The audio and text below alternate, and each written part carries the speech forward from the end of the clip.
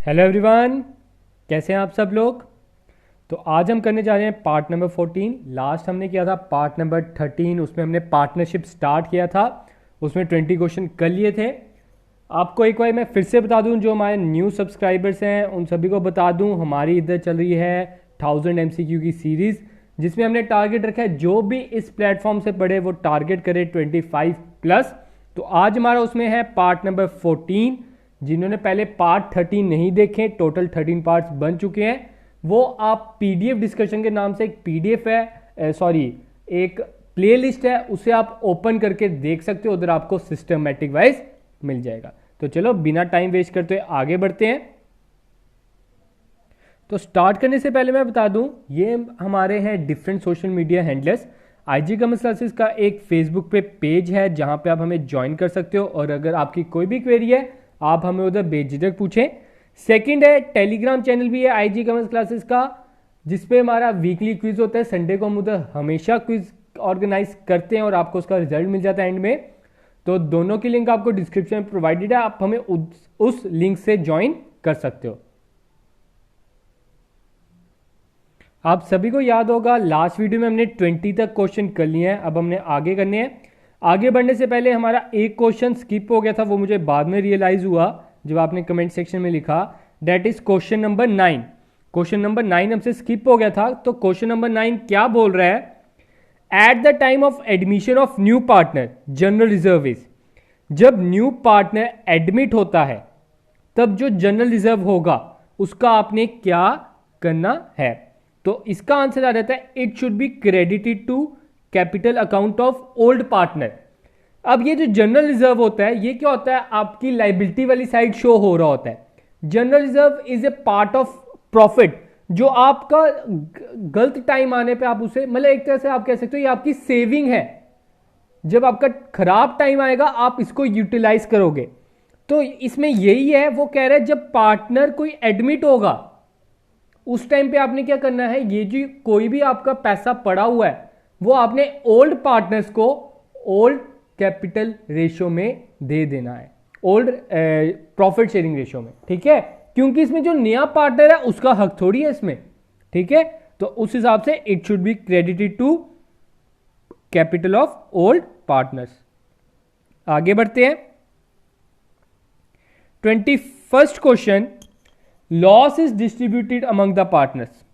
अब लॉस की बात कर रहा है, लॉस को हमने पार्टनर्स के बीच में कैसे बांटना है। पहला ऑप्शन बोल रहा है equally, as per partnership deed, ratio of capital, की नन ऑफ दिस।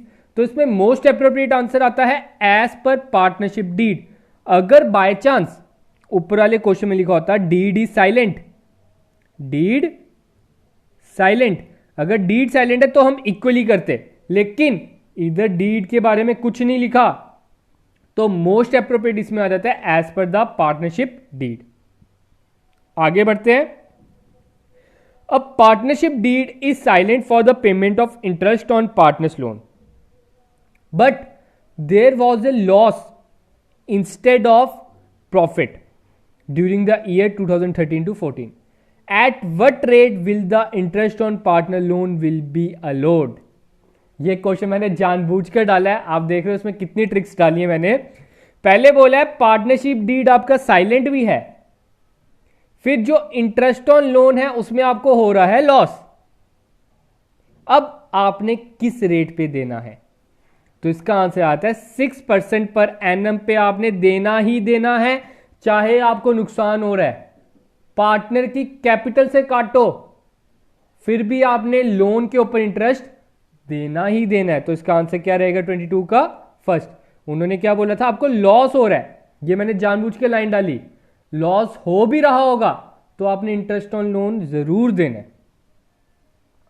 आगे, interest on partners capital is, 23rd बोल रहा है पार्टनर कैपिटल का जो इंटरेस्ट है वो क्या है, गेन है, लॉस है, एप्रोप्रिएशन है, नन ऑफ दीज है।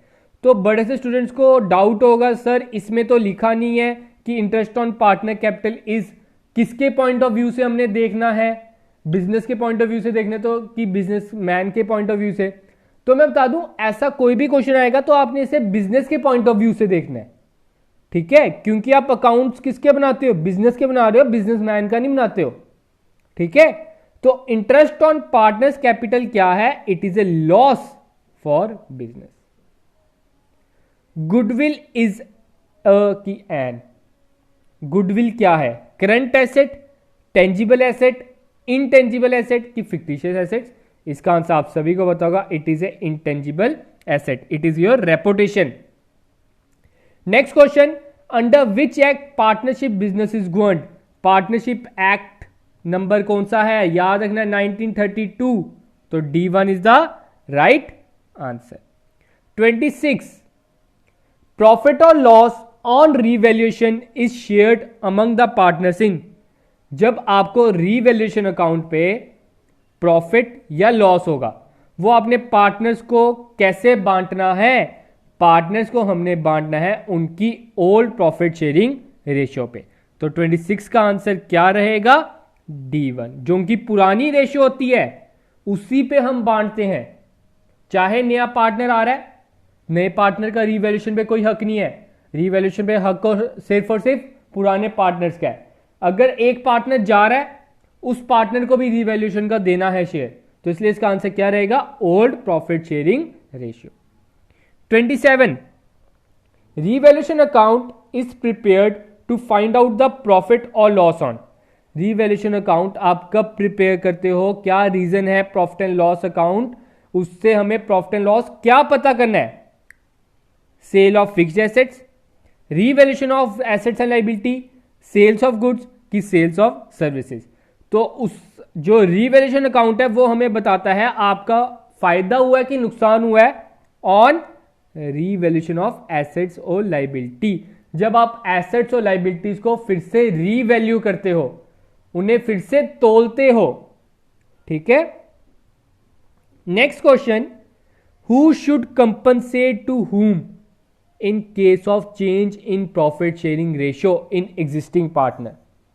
ध्यान से समझिए क्वेश्चन, वो बोल रहा है कौन कंपनसेट करेगा इन case of change in ratio, जब आपकी रेशियो चेंज होगी अमंग एग्जिस्टिंग पार्टनर। मतलब ना ही इसमें कोई एडमिट हो रहा है, ना ही इसमें कोई जा रहा है। समझ लो आपकी पहले की रेशियो है 2:2:1, न्यू रेशियो होगी 1:1:1। ठीक है, तो इसमें आपने कंपनसेट, कौन कंपनसेट करेगा, कंपनसेट करेगा सैक्रिफाइसिंग पार्टनर को हम कंपनसेट करेंगे, सॉरी, जो आपका गेनिंग पार्टनर है। 28 का आंसर क्या आ जाएगा, जो आपका गेनिंग पार्टनर है वो कंपनसेट करेगा सैक्रिफाइसिंग पार्टनर को, जिसको फायदा होगा वो नुकसान वाले को पैसा देगा। तो इसका आंसर क्या आ रहेगा, first one, gaining partner to sacrificing partner. 9th question, at the time of retirement of partner if goodwill appears in the balance sheet it must be written off. हाँ, ये मैंने आपको बताया था, अगर गुडविल आपकी अपेयर कर रही है बैलेंस शीट में, आपने क्या करना, उससे पहले रिटर्न ऑफ करना होता है in the old ratio. The capital account of all the partners are debited in. अब जो इसमें क्या करना है, हमने कैपिटल अकाउंट को, सभी कैपिटल अकाउंट को हमने डेबिट करना है कौन सी रेशियो में, ओल्ड रेशियो में, न्यू रेशियो में कि कैपिटल रेशियो में। तो इसका आंसर भी आपका आ जाएगा, ये वैसे 29 है, 9 नहीं है, तो 29 का आंसर आपका आ जाता है ओल्ड रेशियो। जो आपकी ओल्ड रेशियो होगी उसी में आपने इसे रिटर्न ऑफ करना होता है। 30th question, A B and C are partner in the ratio 2:1, C retire, the new ratio will be. ये थोड़ा सा न्यूमेरिक बेस्ड क्वेश्चन आ गया, आगे आपके लिए न्यूमेरिक बेस्ड बड़े क्वेश्चन है। तो आप, ये सिंपल है, सी क्या और रिटायर, और कुछ तो नहीं बताया, तो सी का शेयर काट दो, क्या बच गया, 2:2, ये 1 ये 1 तो रेशियो क्या होगी 1:1। तो इसका आंसर क्या आ जाएगा 1:1 या इक्वल रेशियो। इसकी न्यू रेशियो क्या रहेगी, इक्वल रेशियो या 1:1। 31st, according to partnership act the interest payable to deceased partner on the amount left by him will B.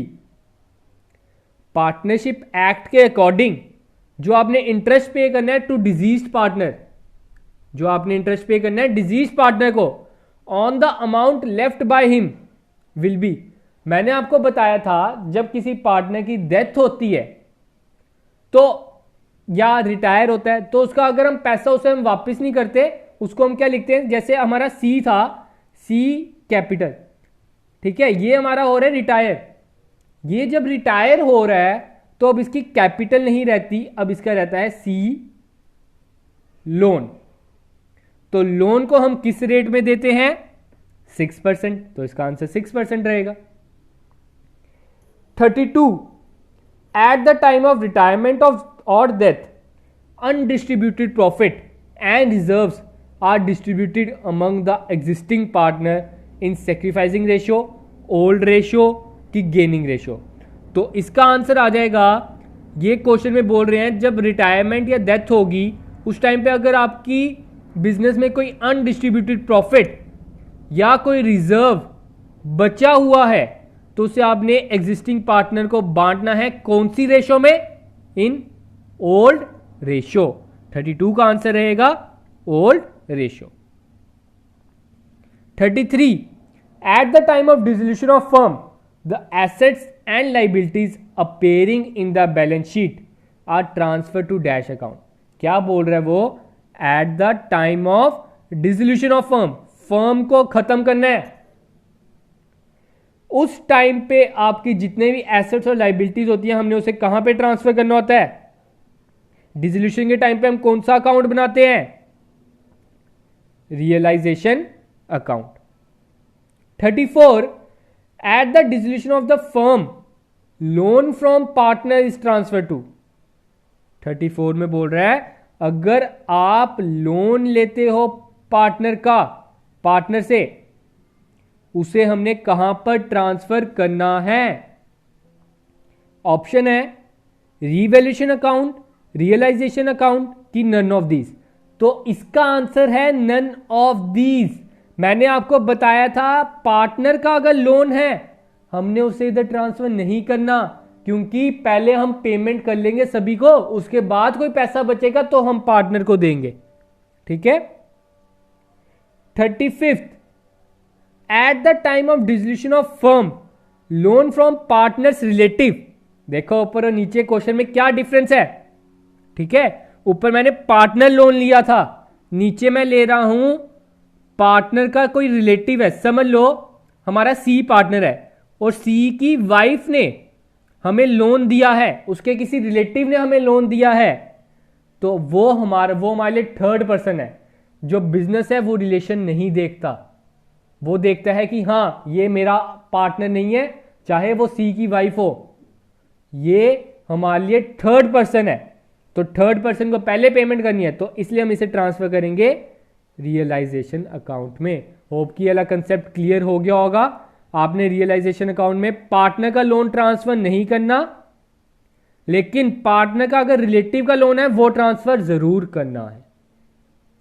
36, the ratio in which the remaining partner acquire the share of remaining partner of outgoing partner आएगा, sorry, वो बोल रहा है the ratio in which the remaining partner acquire the share of, इसे ठीक कर लो, outgoing आएगा, share of outgoing partner, वो रेशियो जिसमें रिमेनिंग पार्टनर एक्वायर करते हैं आउटगोइंग पार्टनर का शेयर, तो वो रेशियो कहलाती है गेनिंग रेशियो, क्योंकि उन्हें फायदा हो रहा है तो गेनिंग रेशियो कहलाएगी।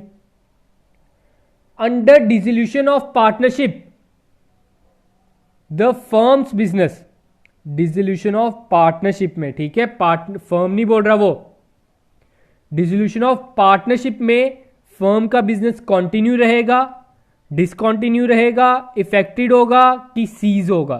तो इसका आंसर रहेगा इट कंटिन्यूज, वो अपना काम करता रहेगा, बस और बस एक पार्टनर आया होगा या तो गया होगा।